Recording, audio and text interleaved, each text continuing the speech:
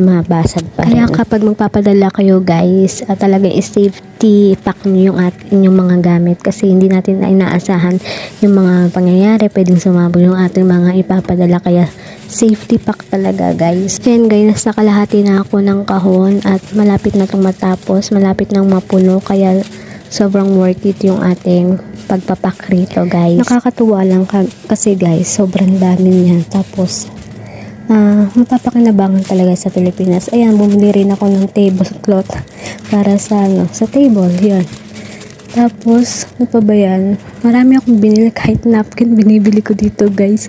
Kasi 'di ba parang pag binili mo sa pera nila, mura lang. Pero pag i-convert mo talaga sa pesos, sobrang mahal. Kaya kung bibili tayo, wag na tayo mag-convert. Ayan guys, tapos na tayo mag-pack. Hindi ko na napakita ng buo kasi sobrang kailangan kong magmadali at may gagawin pa akong trabaho.